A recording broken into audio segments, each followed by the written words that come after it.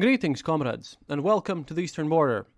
As many of you have heard, I yesterday was on Martyr Maid show, and I highly recommend that you all listen to that. It was a nice 2-hour-long discussion. After recording this one, I will go and be on a Latvian podcast, Paklusua, because they wanted to interview me, and, well, I have to oblige. It's kind of my duty being the oldest and largest podcaster over here, but, I hope that'll go through well. But about today's news, well, a lot of things have happened. For starters, already the 5th Russian general has been killed inside Ukraine, or so the Kiev government claims. However, Kiev government also had claimed that Moscow had, gathered about 1,000 warriors of Hezbollah to fight in Ukraine. Al Jazeera reported this.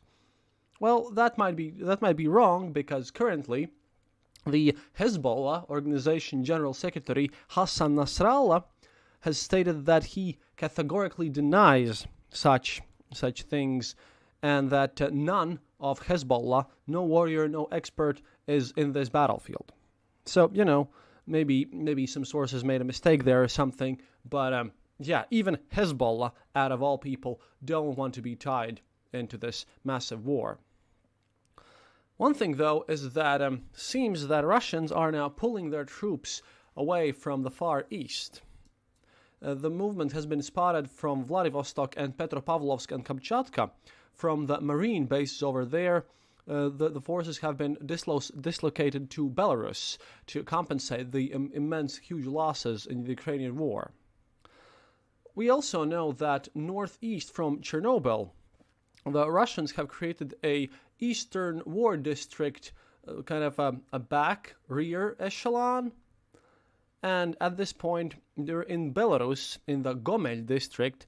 These days, from trains, the Russian heavy tanks and heavy artillery and pontoon bridges over Pripyat are being built. This is reported by Radio Liberty Belarusian edition. Petrikov, which is just tens of kilometers from Ukrainian border, in Thursday and Friday, locals have spotted that from the closest railway station through the city, in cars on various cargo platforms, tanks and APCs and artillery was being delivered. These columns were supported by police cars with sirens and lights and everything. And this also just reminds you that it is still very possible that direct Belarusian influence in this whole attack, that could still be reality after all. That would be extremely sad, but, we have to prepare for the worst, really. Meanwhile, the Russian attempts to create a sort of a pocket near Mariupol and Donetsk and Lugansk regions have failed, since their attack has stopped and Ukrainians are counterattacking. However, about 80% of buildings in Mariupol have already been destroyed, which is really sad because they, according to pictures that we've seen, they're moving into more defensible positions, and they're just bombing everything to the ground. They're reducing Ukraine to rubble, basically. European Union leaders have agreed and started talks about how Ukraine will be able to rebuild after this war, because it's kind of our responsibility, if they join the EU, and they will, to help them out in this case. And it's just a humanitarian effort that should really be done. And at the same point, one of the fundings for this is that there's a possibility that the assets of Russian oligarchs that have been frozen now, well, they just might be confiscated and given to Ukrainian government after the war ends for rebuilding. This is reported by Bloomberg. On a more important side, well, one of my Russian sources, Yulia Latinina, she used to be a journalist for Echo of Moscow until that station was destroyed, basically, but I hope it'll come back. Well, she continues her independent work outside the radio station, and she just asked an important question this morning about all the Russian people's, polls. And that made me think, because we have polls showing that 70% of Russians support a war with Ukraine, and that they would also support invasion of the Baltics and other neighboring countries. However, different polls also clearly show that 70% of Russians don't even think that a war exists. I would like to state to the people who pay close attention to these polls, and I get a lot of tweets about them, that you really can't trust polls in authoritarian regimes. Because, if someone just comes to you and is a foreign journalist, you'll just tell him to shut off and tell him that you support the Putin's cause anyways, just to not get into trouble, even if you speak with him. And in the meantime, if a Russian journalist comes towards you or a Russian polling station arrives, then you'll definitely just say, what they want to hear to get away from all this situation. So, that's why these poll results might differ. At the same time, one other piece of important news was that largest Russian torrent site, RutTracker. That's the site where all the Russian folks with no streaming access and all this stuff, since all the companies pulled off, they plan to use this one and basically to pirate everything. But the owner of this site stated that he, quote, disapproves of the actions of the Russian government, end quote, and that he plans to block Russian users from using the site. Which could then really be kind of the hammer and anvil move, which will make some people actually think about the situation. However, not to be outdone, Russian Federal Agency of Communications, together with a company called Wildberries, they want to allow parallel imports in Russia. That means that they would allow basically non-licensed things, ignoring any intellectual property, to be put into Russian territory and then distributed there. Which means that it'll probably be legal to just sell pirated stuff on the street again and show pirated illegal movies in the cinemas and such. And this is what happened in the 90s. In the 90s, we had a huge piracy market and black markets everywhere. But again, if you go there and you buy some movie which claims to be on a DVD, you might get just a VHS ripoff or the wrong movie, and you probably would get scammed. Another major threat is that a lot of economists also state that probably, as your average Russian person really hasn't any control over, he hasn't seen many dollars, we might see some poor quality forgeries going on with euros and dollars, since the average Russian person currently, he knows that ruble is becoming more and more worthless by the day, but he only has a vague idea of how a dollar or a ruble might look like. So there are rumors that organized crime groups are pulling out their old presses and doing their old tricks to basically forge dollars and euros, which they would then, use to scam Russians out of their money.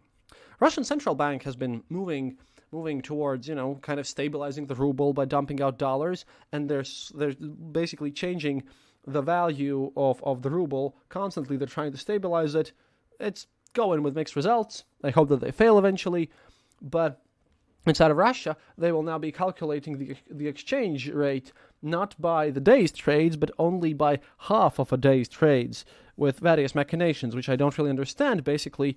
But what my Russian economist friends state is that currently, if you have real dollars in Russia, then if you want to exchange them, then you really should follow the news, because if you notice any way that the Russian bank is trying to fix it, they'll only be able to do it very short term, and after that, they just want people with dollars to exchange them in the official markets for extremely low exchange rate, which does not reflect reality. Which again means that those folks who are now forging United States dollars and those black exchange counters, they'll pop up everywhere. At the same time, the same Russian central bank, which is now trying to manipulate the ruble back to relevancy somehow, looks like they'll probably fail really soon. They have just allowed banks and other financial institutions not to reveal their business-related information until the end of this year. This includes their shareholders, their beneficiaries, and any reorganizations that these organizations could undertake. Which basically means that, as the rich people of Russia who own businesses and who have been, suffering a lot from the Western sanctions, as they have, as it's more and more difficult for them to keep their assets, they'll have to get them somehow from somewhere. And they'll just probably will want to be able to steal from the Russian people as they have done before. But, they still have to run through the paperwork so the rival groups wouldn't attack them and, so that the whole mess is easier. So in response to sanctions, the Russian central bank has basically ensured that now corruption is even more legal than before. Great success. Morale is improving. Have a free potato.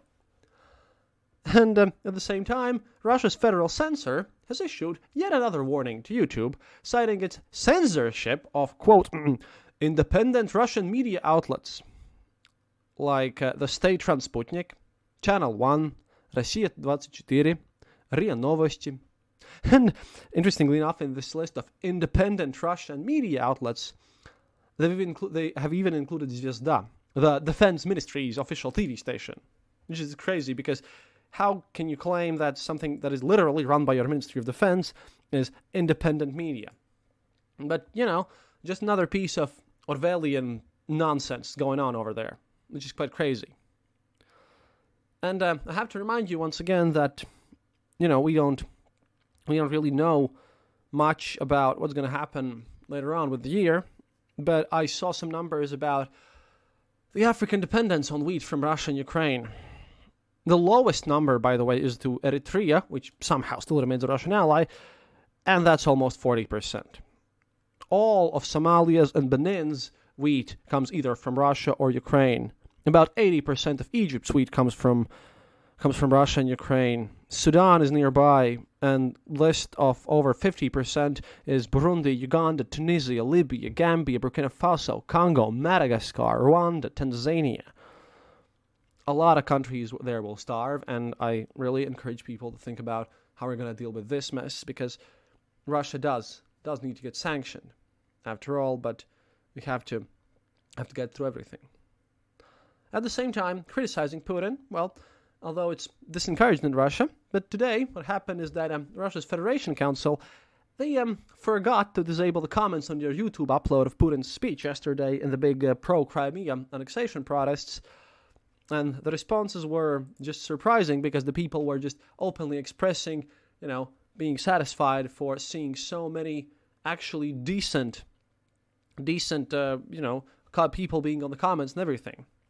And this is interesting because at this very point, Russian propaganda videos, they have even stopped pretending that people aren't living in fear of arrest.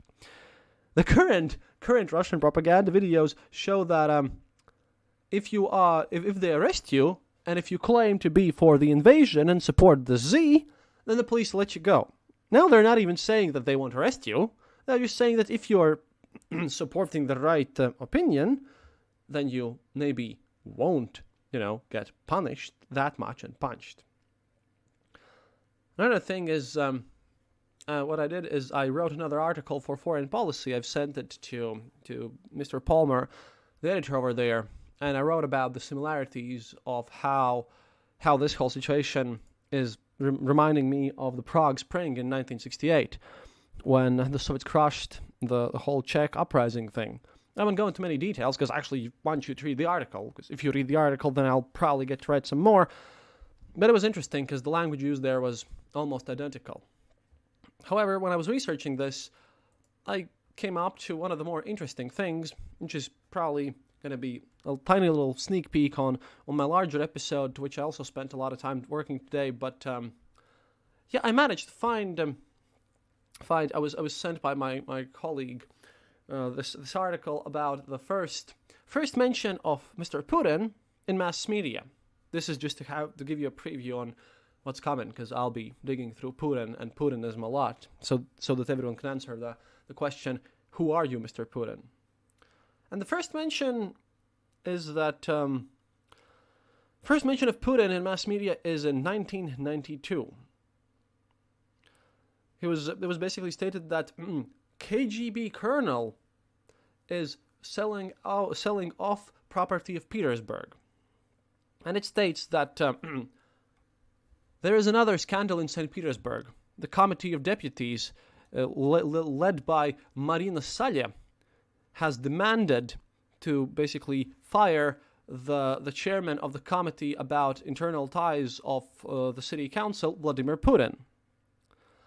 This KGB colonel, in the past, not having any accountability and permittance from the government, had been given licenses to people who wanted to take oil and oil, various metals and rare earth metals and forests and everything like this to sell abroad to very doubtful and not very well-known companies. And a lot of these companies were just basically created just a few days ago. Besides of this, in the majority of these cases, these licenses for selling off state property abroad were given out even before any deals with Western partners were created, and without even showing any documentation about the fact that they even have the stuff that they promised to sell. And the prices were actually very kind of lowered. The damping was turned on. The prices that Putin, sold off this land and gave licenses to the companies, and the prices that the companies sold off this whole thing, they were about 2,000 times lower than the market prices. However, Russian customs did not allow all this oil and wood and all the other materials through the border. And this committee has given these materials to the prosecutor's office and the Russian State Human Department, so that Mr. Putin probably will have to basically answer a court about the fact that he has robbed his own city in the value of $122 million. Just so you know, when someone tells you about the oligarchs and what Putin has been doing, this is what Putin had been doing in 1992. So, not that much has changed. Anyway, have to get dressed now, and I hope you enjoyed today's episode. Please, if you like the show, consider supporting us on patreon.com or just click the donate button on theeasternborder.lv and donate to Ukrainian charities. Oh, and also, if you don't like the ads on Acast or any platform that you're listening this to, know that if you listen directly to from our homepage, then that's a different feed, and there you'll have no advertisements. До свидания, товарищи.